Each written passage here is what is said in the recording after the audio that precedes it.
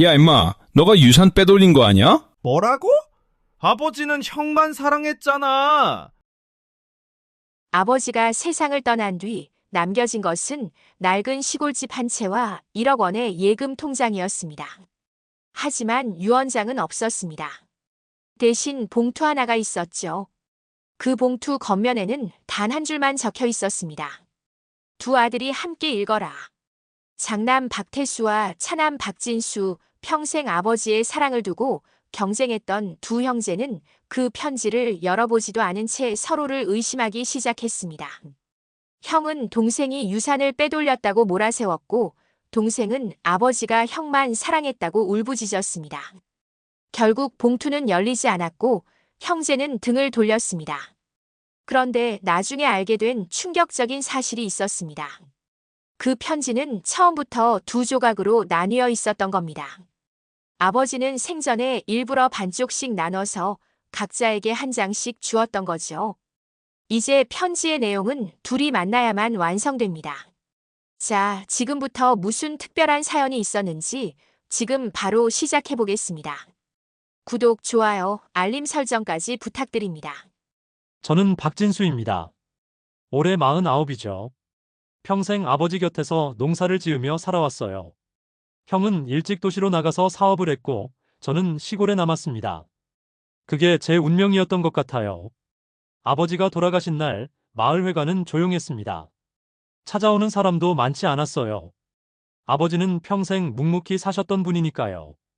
형은 검은 양복을 입고 장례 절차를 차분하게 진행했습니다. 저는 그저 눈물만 흘렸죠. 진수야, 울지 마. 아버지도 원하지 않으실 거야. 형이 제 어깨를 두드렸습니다. 하지만 그 손길이 차갑게 느껴졌어요. 우리는 오래전부터 서먹했거든요. 형은 성공한 사업가였고, 저는 그저 농사꾼이었으니까요. 장례식이 끝날 무렵, 마을 이장님이 다가오셨습니다. 태수야, 진수야. 이거 아버지가 생전에 맡기셨어? 이장님이 봉투 하나를 꺼내셨어요. 봉투 겉면에는 아버지의 손글씨로 이렇게 적혀 있었습니다. 내 아들들에게. 형이 봉투를 받아들었고, 저는 숨을 죽였습니다. 유언장이겠거니 생각했거든요. 형이 봉투를 열었습니다. 하지만 안에는 유언장이 없었어요. 작은 메모지 한 장뿐이었죠. 함께 읽어라. 그리고 진심으로 나를 용서해라. 형이 메모지를 들여다보더니 표정이 굳어졌습니다. 이게 뭐야? 유언장은 어디 있어? 저도 당황했습니다. 함께 읽으라니 뭘 함께 읽으라는 건지 알 수가 없었어요. 형, 혹시 다른 봉투는 없어? 없어. 이게 전부야. 형의 목소리가 차갑게 식었습니다. 그리고 형이 저를 바라보는 눈빛이 달라졌어요. 너 혹시 아버지한테 뭐 받은 거 없어? 아니, 나는 아무것도 못 받았어. 정말? 정말이야. 형은 왜 그래? 형이 봉투를 주머니에 넣으며 돌아섰습니다. 나 먼저 갈게. 은행 절차 같은 건 내가 알아서 할 테니까. 형, 잠깐만. 형은 대답도 없이 회관을 나갔습니다. 저는 그 자리에 멍하니 서 있었죠. 아버지가 돌아가신 날, 우리 형제는 이미 갈라서기 시작한 겁니다. 며칠 뒤, 은행에서 연락이 왔습니다. 아버지 명의의 예금 통장과 시골집 명의의 이전 절차가 남아있다는 거였어요. 형과 저는 마지못해 은행 앞에서 만났습니다. 빨리 끝내자. 나 바빠. 형이 먼저 은행 안으로 들어갔고, 저는 뒤따라 들어갔습니다. 은행 직원이 서류를 펼쳐 보이며 설명했어요. 아버님 통장에 1억 원이 있으시고, 시골집은 공시지가 기준으로 약 5천만 원 정도 됩니다. 상속 절차를 진행하시려면 두 분이 함께 서명하셔야 합니다. 형이 펜을 들었습니다. 절반씩 나누면 되는 거죠? 그건 두 분이 협의하셔야 합니다. 형이 저를 쳐다봤어요. 진수야, 우리 깔끔하게 정리하자. 집은 내가 가져. 너 거기서 살았으니까. 대신 통장은 내가 좀 더 가져갈게. 나는 장남이니까. 저는 귀를 의심했습니다. 형, 그게 무슨 소리야? 아버지는 공평한 분이셨어. 공평? 내가 지금 공평하다는 소리를 해? 너는 평생 아버지 곁에서 밥이나 얻어먹고 살았잖아. 형의 말이 가슴에 박혔습니다. 형, 나는 아버지를 모시면서 농사일 다 했어. 형은 도시에서 편하게 살면서 한 번도 안 내려왔잖아. 내가 돈 안 보냈어? 내가 매달 얼마나 붙였는데? 우리는 은행 안에서 목소리를 높이기 시작했습니다. 주변 사람들이 쳐다봤지만 신경 쓸 겨를이 없었어요. 형, 나는 형이 보낸 돈 한 푼도 안 받았어. 아버지가 다 쓰셨어. 거짓말하지 마. 내가 아버지 통장으로 보냈다고. 그럼 영수증이라도 있어? 형이 벌떡 일어나서 서류를 찢어버렸습니다. 됐어. 나는 안 해. 변호사 통해서 할 거야. 형이 은행을 나갔고 저는 그 자리에 주저앉았습니다. 은행 직원이 난처한 표정으로 말했어요. 두 분이 합의를 하셔야 절차가 진행됩니다. 저는 고개만 끄덕였습니다. 합의라니, 우리 형제에게 합의라는 게 가능할까요? 그날 밤 저는 아버지의 시골집으로 돌아왔습니다. 집은 텅 비어 있었어요. 아버지가 안 계신 집은 너무 넓고 쓸쓸했죠. 저는 아버지 방으로 들어갔습니다. 이불을 개려다가 책상 서랍에서 낡은 공책 하나를 발견했어요. 아버지의 일기장이었습니다. 손때 묻은 표지를 쓰다듬으며 펼쳐봤어요. 아버지의 글씨가 빼곡하게 적혀 있었죠. 큰 놈은 외로워 보이고 작은 놈은 늘 나를 원망한다. 눈물이 났습니다. 아버지는 다 아셨던 거예요. 제가 형을 질투했던 것도, 형이 외로웠던 것도 모두 아셨던 겁니다. 저는 일기장을 읽기 시작했습니다. 한 장 한 장 넘길 때마다 아버지의 마음이 느껴졌어요. 일기장 속에는 제 어린 시절 이야기가 많이 나왔습니다. 형이 도시로 유학을 갈 때 저는 집에 남아서 아버지 농사일을 도왔죠. 그때부터 저는 아버지와 거리가 생겼던 것 같아요. 형은 공부를 잘했고 저는 공부에 소질이 없었거든요. 태수는 서울로 떠났다. 잘 됐다. 큰 놈은 여기 있으면 안 된다. 하지만 진수는 어쩌나. 작은 놈은 형을 부러워한다. 내가 미안하다. 아버지는 저를 불쌍하게 여기셨던 거예요. 그게 더 슬펐습니다. 저는 아버지의 동정이 싫었거든요. 일기장을 계속 읽다가 최근 날짜의 글을 발견했습니다. 언젠가 둘이 함께 농사를 지을 날을 기다린다. 내가 죽고 나면 둘이 만나서 화해했으면 좋겠다. 저는 일기장을 덮었습니다. 아버지의 바람은 이루어지지 않을 것 같았어요. 형과 저는 이미 너무 멀어졌으니까요. 한편 형은 도시에서 큰 문제에 직면해 있었습니다. 나중에 알게 된 사실인데 형의 회사가 부도 위기에 처했던 거예요. 형은 빚에 시달리고 있었고 아버지의 유산이 절실했던 겁니다.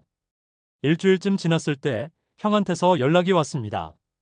진수야, 내일 집에 갈 거야. 우리 얘기 좀 하자. 저는 가슴이 두근거렸습니다.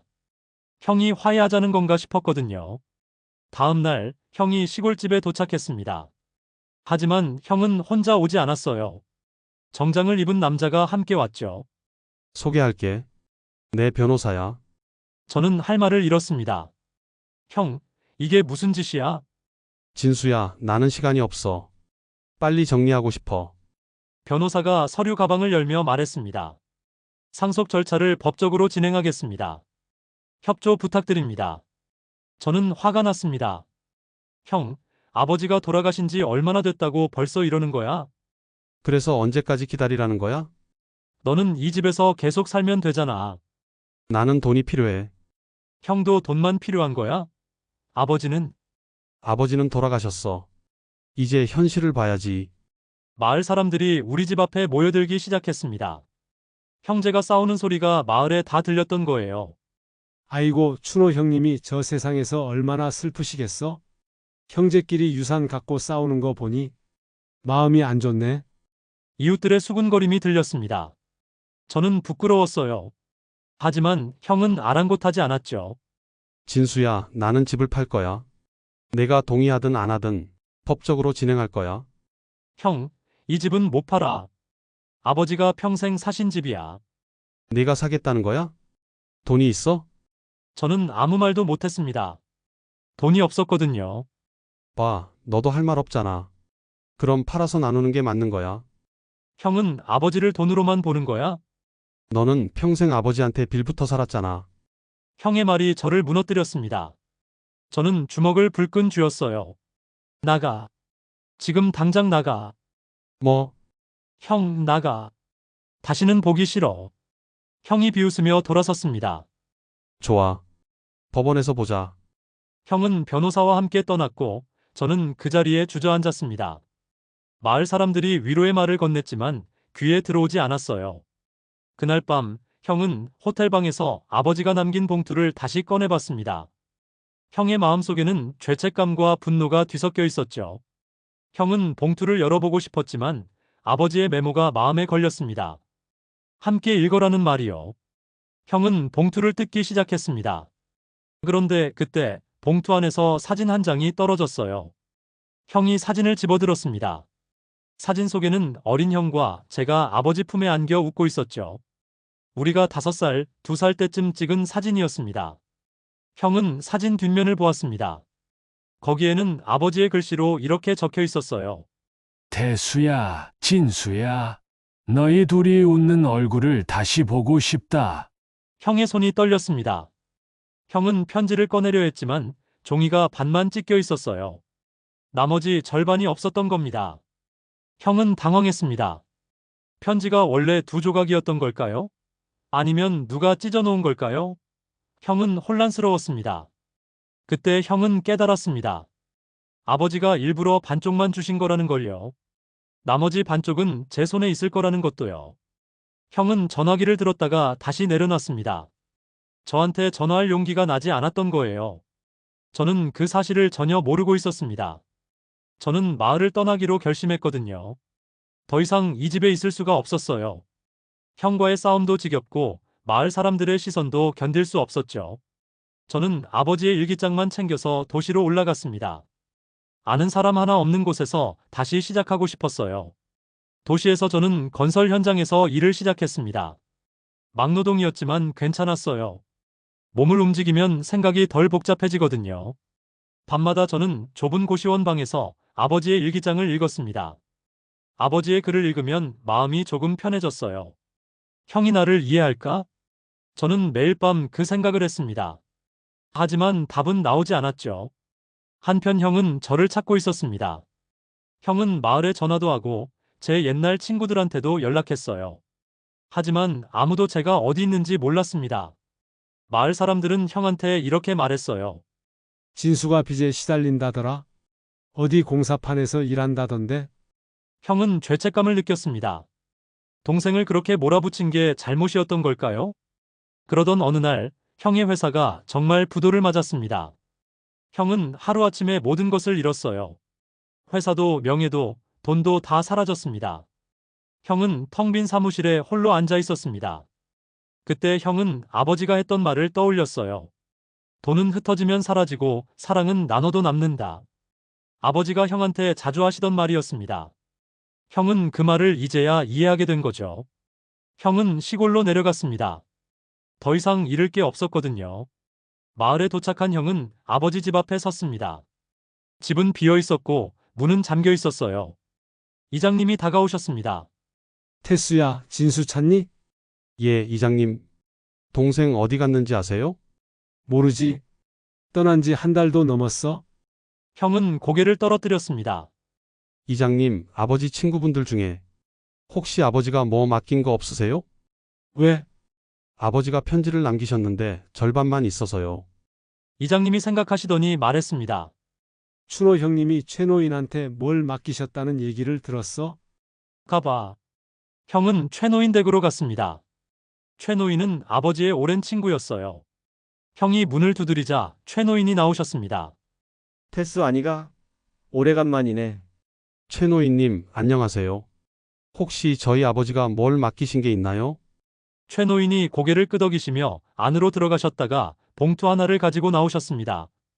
춘호가 이걸 내가 올 줄 알고 맡겼지. 형이 봉투를 받아들었습니다. 봉투에는 태수에게라고 적혀 있었어요. 형은 손을 떨며 봉투를 열었습니다. 안에는 편지가 한 장 있었죠. 내 유산은 집도 돈도 아니다. 내가 너희에게 남기고 싶은 건 화해의 자리다. 형은 편지를 읽으며 눈물을 흘렸습니다. 아버지는 처음부터 형제의 화해를 바라셨던 거예요. 최노인님, 진수가 어디 있는지 아세요? 모르지. 서울 쪽에서 일한다는 얘기만 들었어. 형은 즉시 서울로 올라갔습니다. 저를 찾기 위해서였죠. 하지만 서울은 너무 넓었고 단서도 별로 없었습니다. 형은 건설 현장을 돌아다니며 제 이름을 물어봤습니다. 한 달 넘게 그렇게 찾아다녔어요. 그러던 어느 날 한 현장 소장이 형한테 말했습니다. 박진수요. 그 사람 여기서 일했는데 사고 나서 병원에 입원했어요. 형의 가슴이 철렁 내려앉았습니다. 어느 병원이에요? 근처 대학병원이요. 낙상 사고였는데 다행히 크게 다치진 않았어요. 형은 병원으로 달려갔습니다. 병실 번호를 알아내고 복도를 뛰어갔죠. 병실 문 앞에 도착했을 때 형은 숨을 가다듬었습니다. 문을 열까 말까 망설이다가 조심스럽게 노크했습니다. 들어오세요. 제 목소리였습니다. 형이 문을 열고 들어왔어요. 저는 침대에 누워 있었고 다리에 깁스가 되어 있었죠. 우리는 서로를 바라봤습니다. 한참 동안 아무 말도 하지 못했어요. 형. 제가 먼저 입을 열었습니다. 왜 왔어? 너 찾으러 왔지. 뭐하러? 형이 주머니에서 봉투를 꺼냈습니다. 이거 아버지가 반쪽만 주셨어. 나머지 반쪽은 내가 가지고 있을 것 같아서. 저는 놀랐습니다. 반쪽이라니요? 나는 아무것도 못 받았는데. 정말? 형이 당황했습니다. 그때 제 머릿속에 아버지 일기장이 떠올랐어요. 저는 침대 옆 서랍을 열어서 일기장을 꺼냈습니다. 이것밖에 없어. 형이 일기장을 받아들고 펼쳐봤습니다. 그런데 일기장 마지막 장에 편지 한 장이 끼워져 있었어요. 이게 뭐야? 형이 편지를 꺼냈습니다. 저도 처음 보는 거였어요.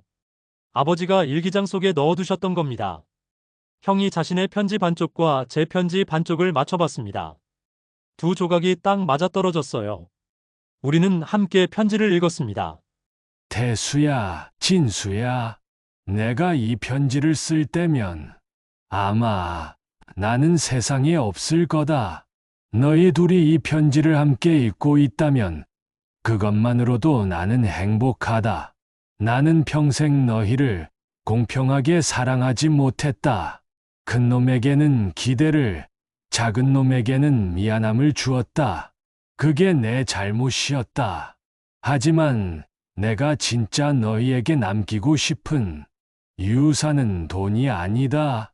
집도 아니다. 너희 둘이 다시 만나는 그날, 그것이 내 유산이다. 너희 둘이 함께 웃을 수 있다면 그것이 나의 유산이다. 사랑한다. 내 아들들아. 우리는 편지를 읽으며 말없이 눈물을 흘렸습니다. 형이 제 손을 잡았어요. 미안해, 진수야. 나도 미안해, 형. 우리는 오랜만에 서로를 꼭 껴안았습니다. 아버지가 원하셨던 그 순간이었죠. 한 달쯤 지나서 저는 병원에서 퇴원했습니다. 형이 저를 데리러 왔고 우리는 함께 시골로 내려갔어요. 아버지의 집은 여전히 낡아 있었습니다. 지붕은 새고 벽은 금이 가 있었죠. 하지만 우리는 그 집을 고치기로 했습니다. 진수야, 우리 이 집 다시 지어보자. 형, 돈은? 내가 좀 모았어. 그리고 아버지 통장에 있는 돈으로 충분할 거야. 우리는 팔을 걷어붙이고 집을 수리하기 시작했습니다. 형은 서투른 손으로 못질을 했고 저는 형을 도왔어요.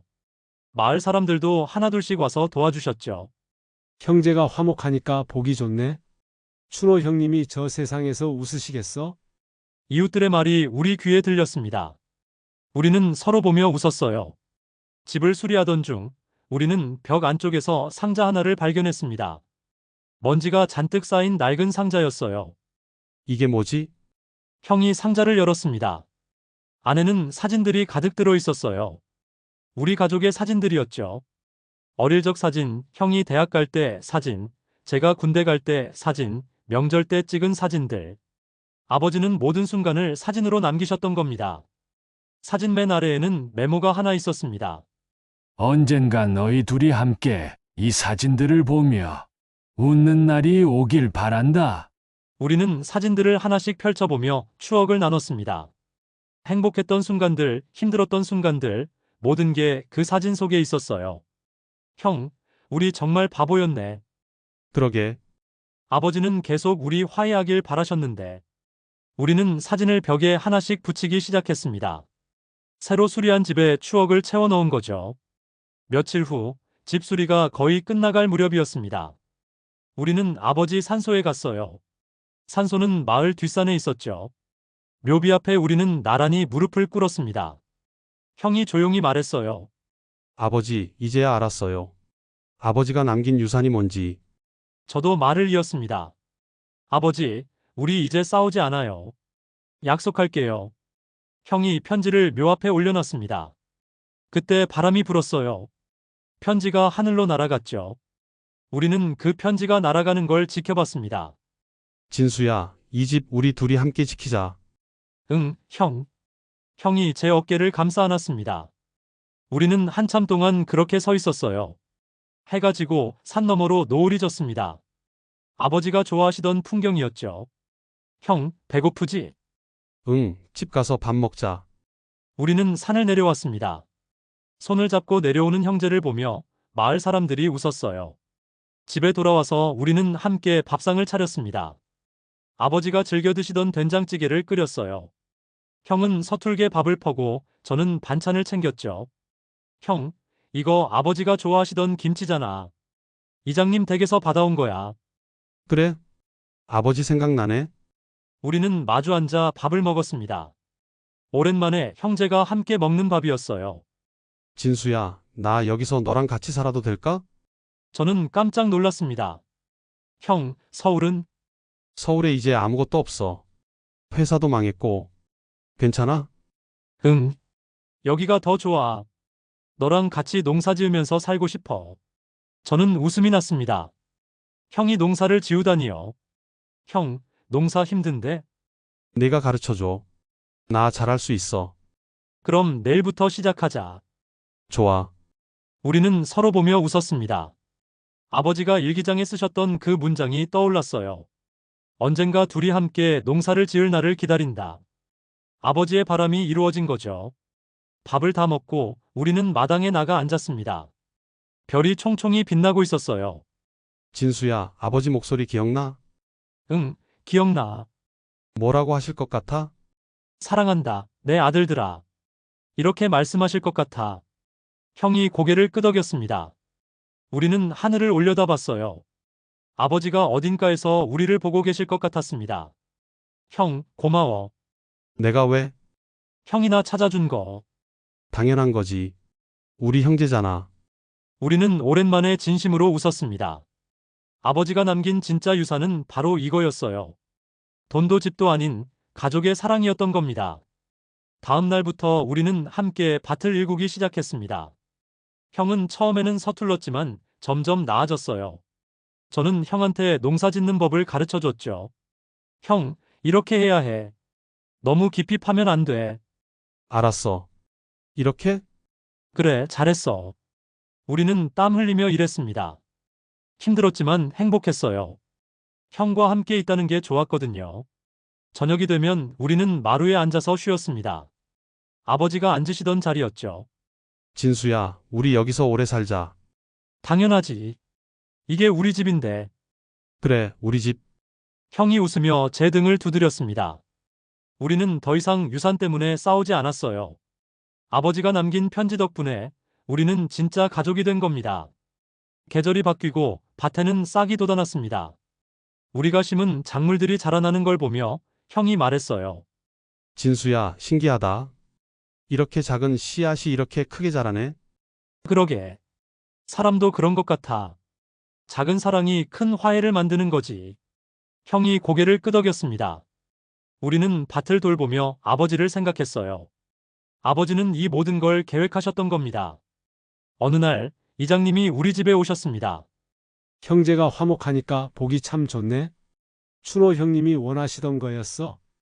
이장님, 아버지가 뭐라고 하셨어요? 너희 둘이 화해하면 당신은 눈 감아도 여한이 없다고 하셨지?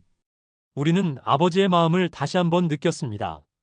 아버지는 끝까지 우리를 생각하셨던 거예요. 이장님, 저희가 잘할게요. 아버지 걱정 안 하시게. 그래, 잘하고 있어. 계속 그렇게 해. 이장님이 가신 후 우리는 다시 밭으로 나갔습니다. 일하는 게 좋았어요. 함께 땀 흘리는 게 좋았죠. 시간이 흘러 수확의 계절이 왔습니다. 우리가 심은 작물들이 풍성하게 자라났어요. 형은 신기하다는 듯이 채소를 만져봤습니다. 진수야, 우리가 진짜 해냈네. 응, 형. 우리 잘했어. 우리는 추수를 하면서 웃었습니다. 마을 사람들도 와서 도와주셨고, 우리는 함께 잔치를 열었어요. 잔치가 끝나고 우리는 다시 아버지 산소에 갔습니다. 추수한 채소를 조금 가지고 갔죠. 아버지, 저희가 농사 지었어요. 받아주세요. 형이 묘 앞에 채소를 놓았습니다. 저도 무릎을 꿇고 절을 했어요. 아버지, 고마워요. 덕분에 우리 화해했어요. 우리는 한참 동안 묘 앞에 앉아 있었습니다. 아버지께 하고 싶은 말이 많았거든요. 아버지, 저희 이제 행복해요. 걱정하지 마세요. 형이 말했습니다. 저도 덧붙였죠. 아버지가 남긴 유산 잘 지킬게요. 형하고 저 절대 안 싸울게요. 바람이 불었습니다. 아버지가 대답하시는 것 같았어요. 집으로 돌아오는 길 형이 제 손을 잡았습니다. 진수야, 우리 정말 행복하다. 그치? 응, 형. 정말 행복해. 우리는 손을 잡고 집으로 걸어갔습니다. 석양이 우리 뒤를 비추고 있었죠. 집 마당에 도착해서 우리는 아버지가 심으셨던 나무를 바라봤습니다. 나무는 여전히 튼튼하게 서 있었어요. 형, 이 나무 아버지가 우리 태어났을 때 심으신 거래. 그래? 몰랐네. 응. 이장님이 그러셨어. 형하고 나 둘 다 건강하게 자라라고 심으신 거래. 형이 나무를 쓰다듬었습니다. 아버지는 정말 우리를 많이 사랑하셨네. 응. 우리가 몰랐던 거지. 우리는 나무 아래 앉았습니다. 나무 그늘이 시원했어요. 진수야, 나 여기서 평생 너랑 살고 싶어. 나도 그래, 형. 우리는 서로를 보며 웃었습니다. 아버지가 바랐던 모습이었죠. 밤이 되고 우리는 집안에서 차를 마셨습니다. 아버지가 좋아하시던 보리차였어요. 형, 우리 내일 뭐 할까? 밭에 물 주고 잡초도 뽑아야지. 그래, 같이 하자. 우리는 계획을 세우며 이야기했습니다. 작은 일상이었지만 그게 행복이었어요. 잠자리에 들기 전 형이 제 방으로 왔습니다. 진수야, 자기 전에 할 말 있어. 응, 뭔데? 고맙다. 내가 날 용서해줘서.